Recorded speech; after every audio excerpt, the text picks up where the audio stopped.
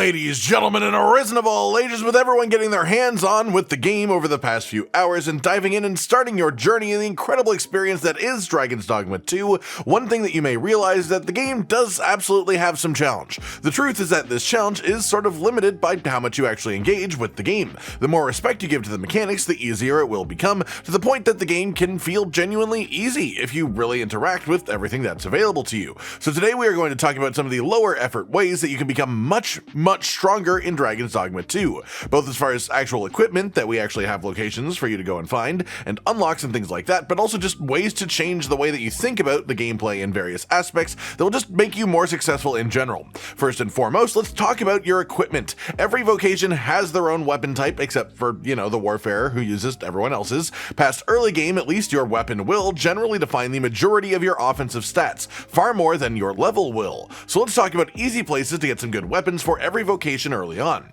Starting with the fighter then, you have a sword that you can buy, a really solid one, at the border checkpoint town, which you can reach by taking the ox cart on the western exit out of Vernworth. There are plenty of strong weapons that you can get at this vendor early in game. They're a bit of coin and they work for many vocations, but there is a permanently cold affinity fighter sword specifically that is particularly exceptional. As well, you may have noticed in the sort of opening footage of the video, I may have just shown you a way to get another one for free that isn't quite as good, but is something that you can just find on the map in the city.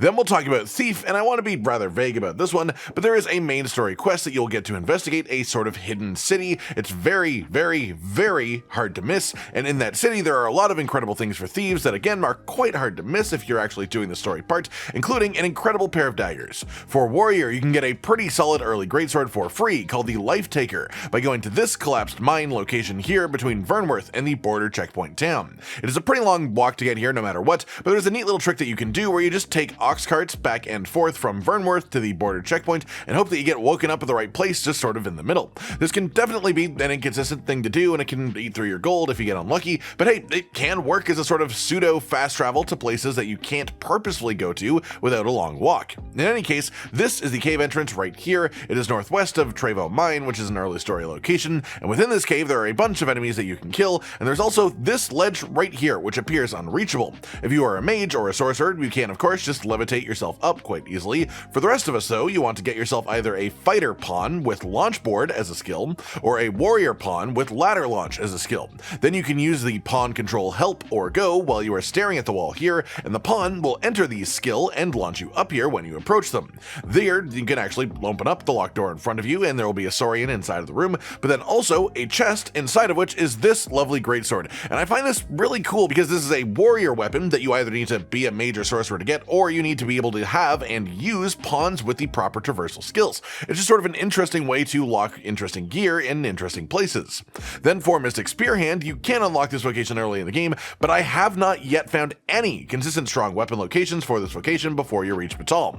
Then there is also Trickster, which let's just say you can't get any weapons for before Batal at all either. The rest of the vocations then being Archer, Mage, Sorcerer, and even Magic Archer, though this vocation is unlocked a fair bit later in the game. You can get really solid weapons for all of these from another shop, a different shop, better than you will find for a large portion of the weapons in the game. But this shop is sort of hidden to begin with, so you have to find it, because it's in the village of the elves, which are specifically staying uninvolved with the politics of the rest of the world at large around them. That said, if you don't want to be shown where this location is, if you want to find it naturally for yourself, you want to skip to the time shown on screen right now instead of being looking at the screen, because in just a couple of seconds, I'm going to be showing it, and here it is right here. When you are in the elvish village, all of the elves will not be speaking common, and so, well, you may struggle to actually understand what they're saying, but their menu layout is exactly the same as the common speaking weapon vendor, so if you remember it, you can get through that no problem, really. Or alternatively, a much easier option if you want to, you can simply grab a pawn with Woodland Wordsmith as their specialization. This will make them translate all the dialogue in this city and the interface as well for you. You may be wondering how you can do that manually, and the answer is quite simple, really. You can look specifically for quote-unquote unique pawns when you're at a riftstone, and these will be Capcom created pawns. Capcom has strategically placed pawns at various level points of various vocations that have this specialization, knowing full well that players probably wouldn't have access to it themselves to begin with, so using other players' pawns wouldn't really help. And so if you just use the developer-made pawns here by searching for them specifically and looking for the ones with this specialization, you can actually solve the entire difficulty of being in the settlement in moments. Once in here though, there is a vendor on the south side of the town that sells weapons, and one of their hallmarks is that they tend to be permanently booned,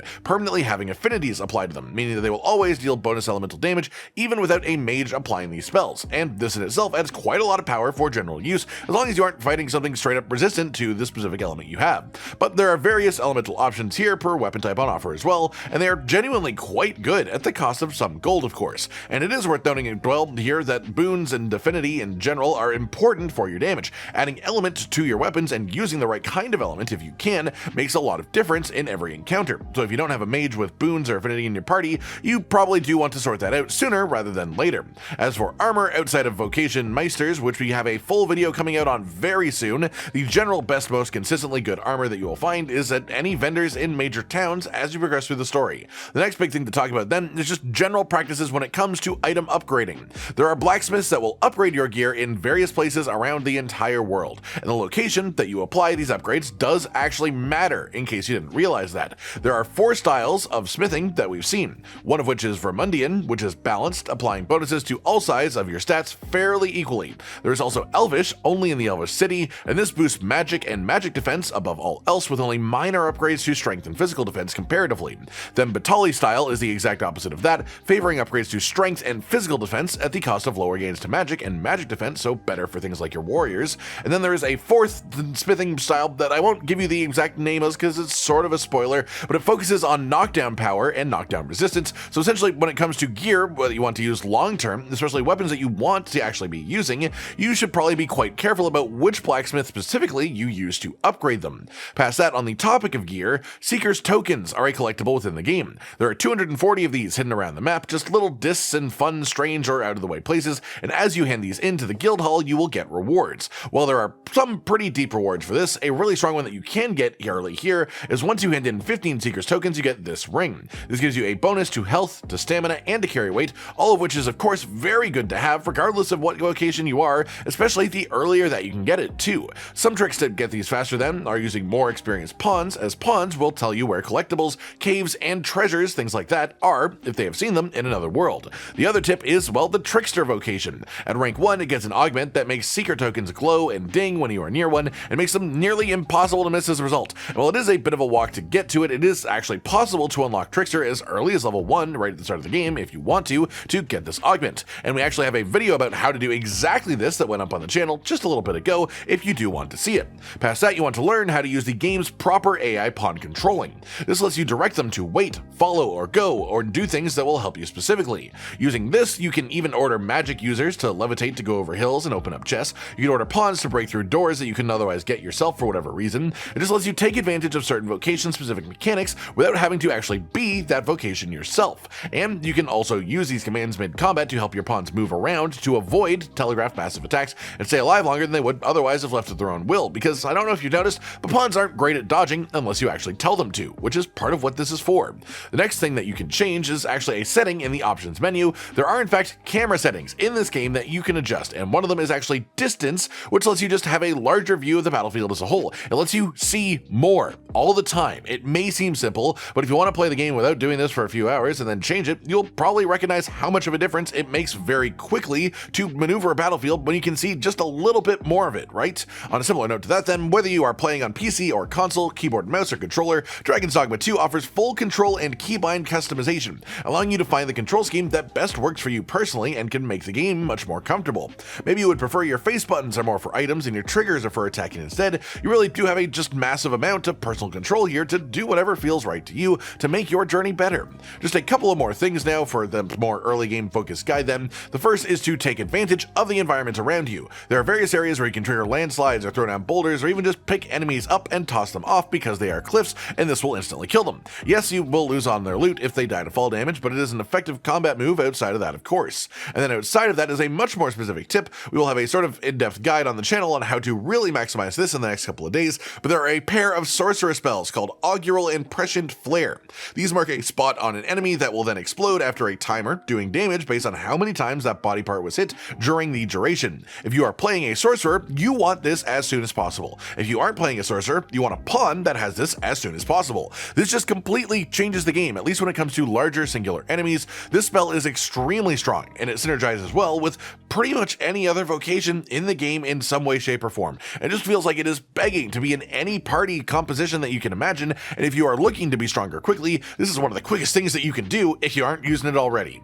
Then just sort of a general gameplay philosophy, which is to play it safe rather than dangerous. Dragons Dogma 2 especially incentivizes you to not take damage, especially with the addition of the loss gauge, which lowers your maximum health as you take more and more damage. Getting hit will literally cripple you slowly one bit at a time until you finish your current activity or give up at it. Doing damage is great and killing things quickly is ideal, sure, but this game is generally about longer encounters. It's about immersion and realism and longer areas to actually clear through. And a lot of the times, if you sort of blow your loss gauge early on by being aggressive too early in activity, you will regret it much later on when you find the real threat in the location. So generally speaking, while it can be tempting to go full unga bunga trading hits with every enemy, I recommend that you try to take it with a bit of patience and think of it with a bit of realism. In real life, you wouldn't take the chance of getting hit by a Cyclops club just to hit it once with a sword, right? Because it would goddamn get you killed at some point. So you would dodge it until you have an actual opening to strike in. You wouldn't trade with it because that would be dumb. So apply that logic to Dragons Dogma and the loss gauge will become a much less prevalent mechanic very quickly, and it will irritate you far less. Then finally, just one last thing I swear, you can buy a book from Rift Crystal vendors that you can use to bring to hairdressers that will let you change your pawn's appearance. And this is important because, well, for two reasons really. The first is that a lot of people are getting very upset that there is a microtransaction to edit your character, and while I do definitely agree some of the microtransactions in this game are ridiculous for sure, that is the only one I will say that doesn't really matter, because you can edit your character completely and your pawn within game currency within the game itself. Outside of that though, as well, if you didn't realize, the actual shape of your character does have an effect on your gameplay. The shorter you are, the faster you regenerate stamina, which if you are really trying to min-max builds, it's right for anyone who's just playing a caster or some sort of weapon skill spamming build. But the trade-off is very multi-layered. The longer your legs are, the faster you will move. Like, physical move speed is actually quicker for longer-legged players. And the bigger you are as a whole, the actual heavier you are, the higher your weight limit will be too. So essentially, when deciding the size of your character, you can go full aesthetic, of course, and not care about this at all, but if you are invested in how it affects your gameplay, being rather medium-sized is sort of average, being overly short will reduce stamina costs but lower speed and weight limit, and being particularly tall and big will increase movement speed in general, and also your weight limit too, but it does slow down your stamina regeneration. And that just about does it for today then, everyone. We will probably dive into more specific or later game tips after it's been a little bit longer since release, just a bit, but hopefully you've enjoyed this video, and hopefully at least some of these tips have helped you out, made your journey just a bit more enjoyable as well. Like if you liked the video, subscribe to the notification bell for more, and most importantly, ladies and gentlemen, until next time, stay sweet. Josh, Cotton, and Hollow with the videos, dropping the humor like a hammer on your tippy toes, bringing entertainment on a daily arrangement to take our insanity and turn it into entertainment. Yes, I said entertainment twice, to reiterate that it is nice to look into your faces on a mostly daily basis when you let us in your homes to make the whole world a stage. Goodbye.